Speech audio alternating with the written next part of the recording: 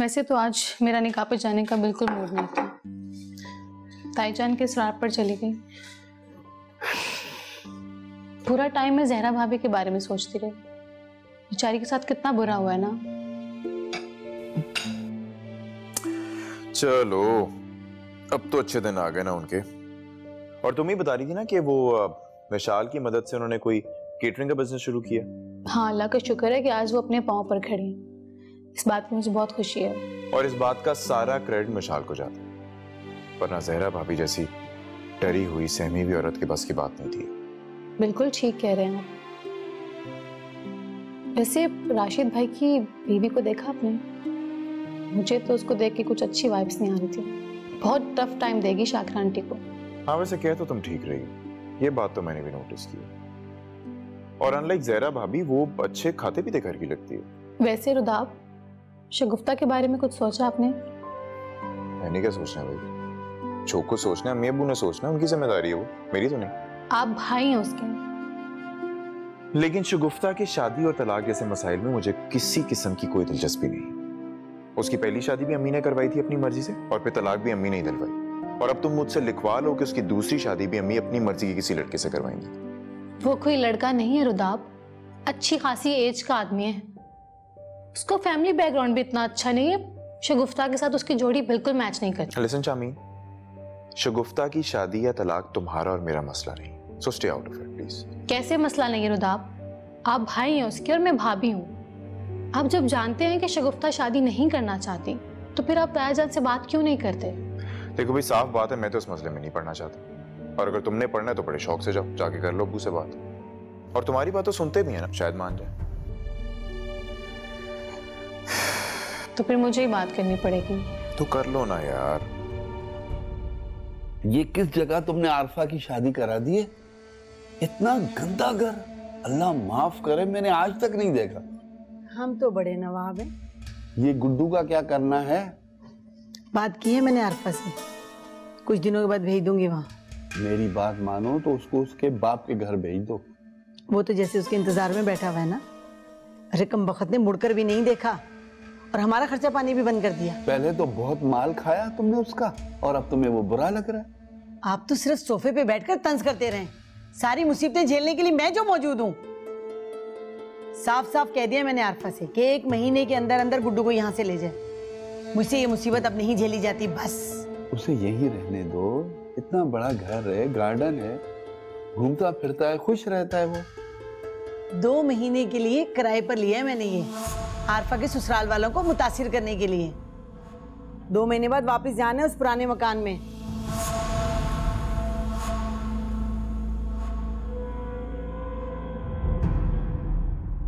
इतनी बदतमीजी से बात की तुम्हारी बहू ने अम्मा मुझसे, दिल चाह रहा था उसका मुंह तोड़ दूं मैं।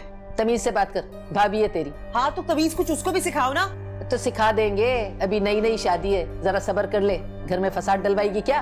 अरे समझती क्या है वो खुद को? शक्ल देखी है उसने अपने आईने में? मेरा भाई कहाँ और वो खुद कहाँ? अम्मा अच्छी तरह समझा दो अपनी लाडली बहू को, अगर आइंदा उसने मेरे साथ बदतमीजी की ना तो सामान समेत उसको घर से उठा के फेंक दूंगी मैं बाहर। बदतमीज कहीं की, तो दिमाग ही खराब हो गया है कम वक्त का। आके यहाँ शोरी मचाती रहती है, अभी ये घर भी खराब करेगी। मनूस। तायाजान, मुझे आपसे जरूरी बात करनी है। हाँ बेटा बैठो। लेकिन अगर तुम शगुफ्ता के बारे में कोई बात करना चाहती हो फिर मैं तुमसे बात नहीं करूंगा। लेकिन तायाजान, आप लोग ज्यादती कर रहे हैं उसकी मर्जी के खिलाफ उसकी शादी करके। अभी अभी तो बेचारी की डिवोर्स हुई है, उसका जख्म ताजा है अभी। इतनी जल्दी वो घर कैसे बस आ सकती है? आप लोग थोड़ा तो सब्र कर लें, हो सकता है कि बाद में कोई बेहतर रिश्ता मिल जाए। देखो बेटा, तुम अपनी ताईजान को बहुत अच्छी तरह जानती हो।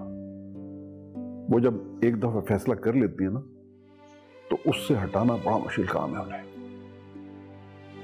और वैसे भी शगुफ्ता ने जो हरकत की है उसके बाद हम सबका बहुत दिल दुखा है। ऐसी तरबियत तो नहीं की थी हमने उसकी। मेरे ख्याल में तो उसके लिए यही बेहतर है कि उसकी जल्द से जल्द शादी कर दी जाए।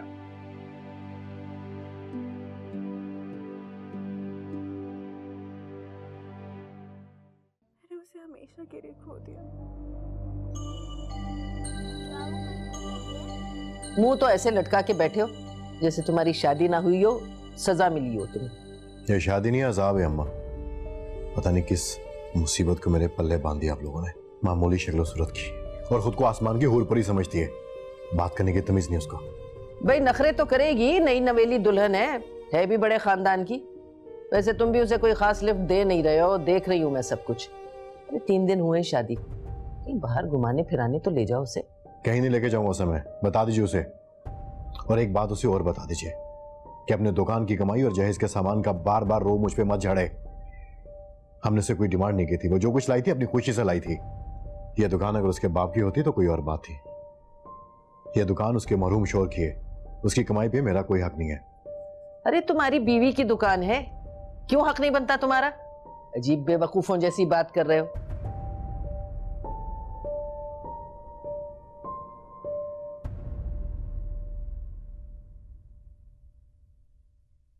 अरे आप आ गए? अच्छा सुने, हम इसी हफ्ते हनीमून पे जा रहे हैं क्योंकि मैंने नेट पे बुकिंग कर ली है। 3 दिन हम इस्लामाबाद रहेंगे और 3 दिन बुरबन रहेंगे। बहुत मजा आएगा। तुमने मुझसे पूछे बगैर बुकिंग करवा ली। आप इनकार मत करें ना, मेरा बहुत दिल कर रहा है जाने का।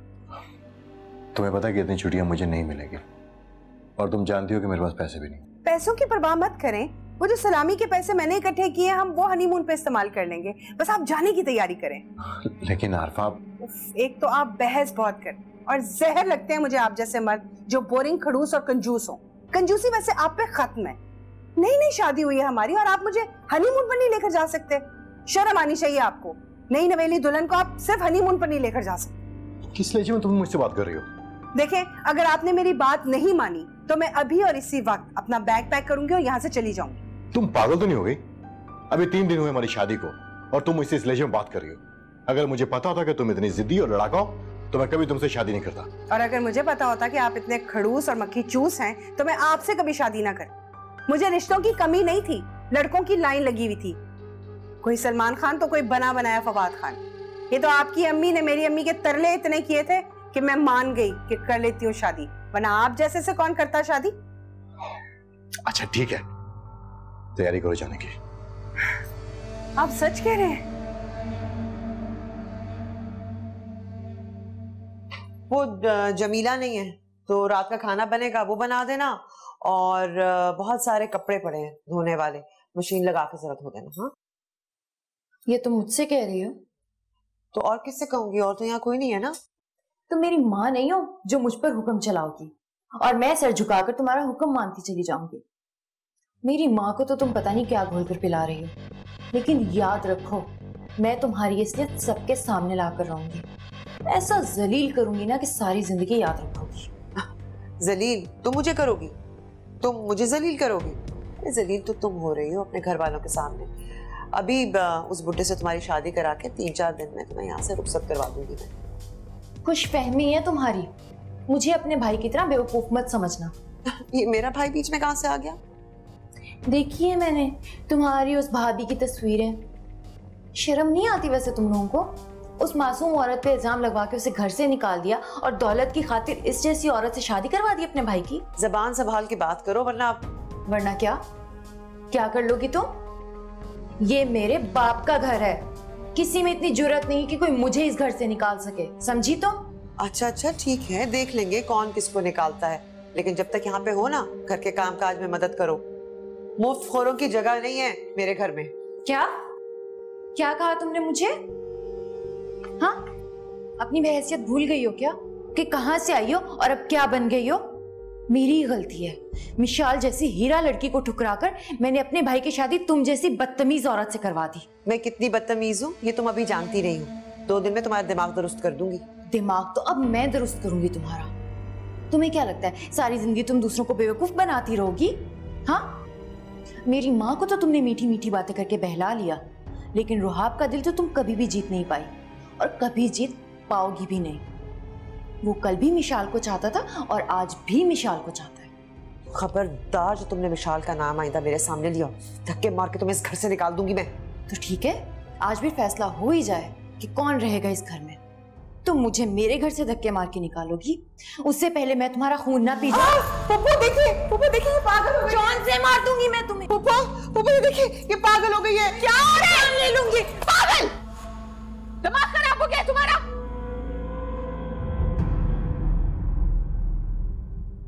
छोड़ इसे। पप्पू इसका इलाज कराएंगे, बिल्कुल पागल हो गई है।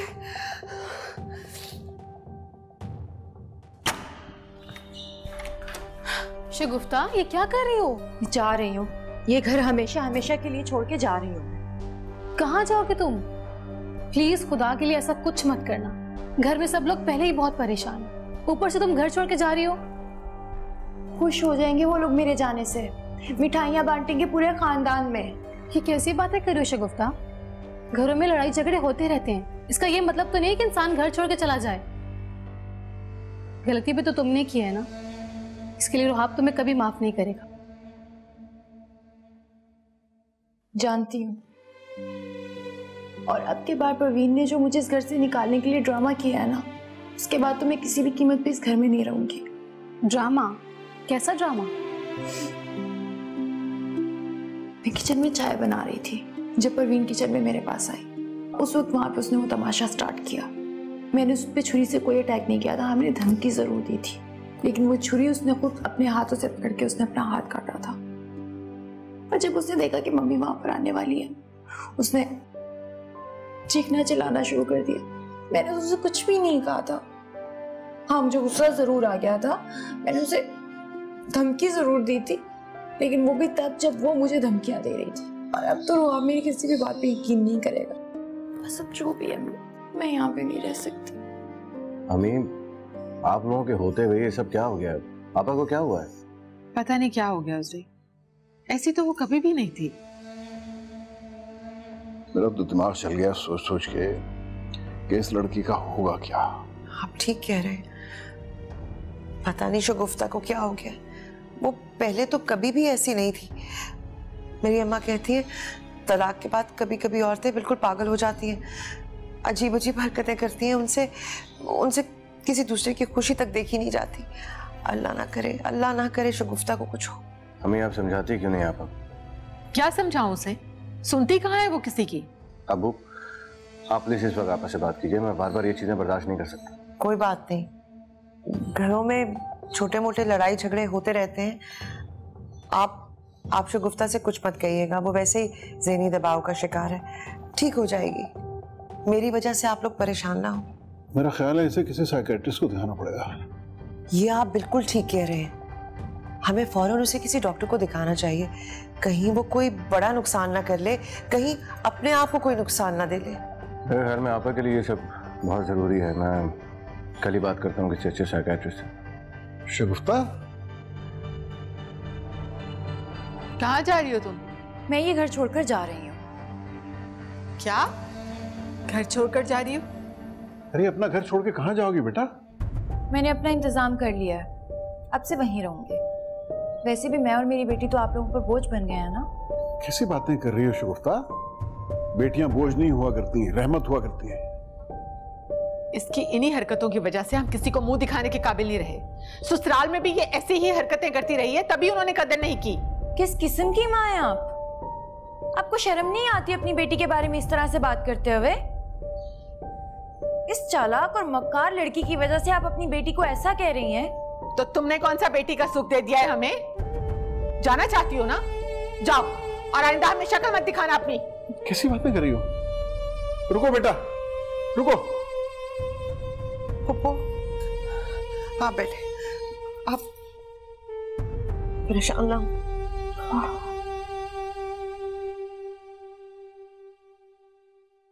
ओके अम्मा, अल्लाह हाफिज। हम लोग इस्लामाबाद जा रहे हैं। अच्छा, जा रहे हो?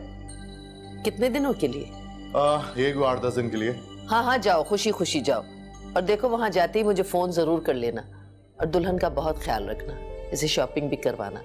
अच्छा, गर्म कपड़े रख लिए थे? सुना है वहां बहुत सर्दी है। जी, सब कुछ रख लिया था। अगर आपके सवालात खत्म हो गए हो तो हम निकले, क्योंकि फ्लाइट मिस हो जाएगी।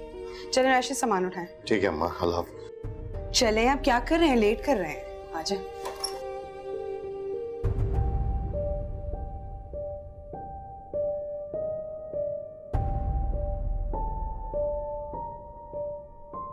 मुझे यकीन नहीं आ रहा आप ही, कोई इस हद तक कैसे गिर सकता है? और शगुफ्ता को क्या जरूरत थी घर छोड़ के जाने की? आपने रोका क्यों नहीं उसे? मैंने तो बहुत समझाया उसे, मगर उस वक्त वो शदीद गुस्से में थी। मेरे समझाने का कोई असर नहीं हुआ उसे। मुझे तो फिक्र हो रही है कहीं वो गुस्से में आकर अपने आप को या बेटी को कोई नुकसान ना पहुंचा दे। आप ही, शगुफ्ता तो चली गई ना, अब आप अपनी फिक्र करें। परवीन का अगला निशाना तो आप होंगी, बच के रहिएगा उन माँ बेटी से। शगुफ्ता घर से चली गई है अम्मा, अब इंशाल्लाह ये शामीन की जाने की बारी है। चलो अच्छा हुआ, एक तो दफा हुई, दूसरी भी चली जाएगी। मेरी काम है बहुत मुश्किल। फिक्र ना करो अम्मा, उसे तो मैं उसके मियाँ समेत इस घर से निकालूंगी, बस मुझे को तरकीब सोच लेने दो। राशिद आज बहू को लेके मरी गया भाई, हनीमून मना। तुमने जाने दिया? हाँ भाई, क्या करती। देखो ये लड़ाई झगड़े घर में डाल के ना कोई फायदा है नहीं। और वैसे भी वो जहरा नहीं है गरीब घर की लड़की जो चुपचाप सब बातें सह ले। अमीर बाप की बेटी है, कुछ कहूंगी ना तो आगे से मुझे बेइज्जत कर देगी। अम्मा मुझे बहुत चालाक लगती है और इतने को अमीर कबीर भी नहीं लगते, खानदानी तो कहीं से नहीं है। और अम्मा तुमने कभी उसको खाते हुए देखा है? ऐसे नदीदों की तरह खाती है जैसे पहले खाना नसीब ही ना हुआ हो। और उसका वो बेटा, हाय अम्मा, वो तो कितनी पूड़ियां खा गया था, 25 पूड़ियां तो वही खा गया था सारी। चलो खानदानी न सही अमीर तो है ना। अरे इतना सारा जहेज लेके आई है और साथ में 50 तोला सोना भी। 50 तोले जेवर? मैंने तो नहीं देखा अम्मा, शादी पे उसने वो हल्का सा सेट पहना हुआ था। हाँ लेकिन मैंने खुद उसे ना बहुत सारे ज्वेलरी बॉक्सेस अलमारी में रखते हुए देखे। मैं तो कहती हूँ अम्मा सब कुछ चेक कर लो, इस वक्त वो घर पे नहीं है, अच्छा मौका है। भाई ये काम तुम आ जाओ तो हम दोनों मिलकर कर लेंगे माँ बेटी, अकेले मुझसे नहीं होता। एक तो तुम्हें हर काम के लिए मेरी जरूरत होती है। देख भाई, तेरे बिना मैं नहीं और मेरे बिना तू नहीं, समझ रही है ना बात? तू आ जाएगी तो हम दोनों मिलके ये काम कर लेंगे। फिर कब आ रही है?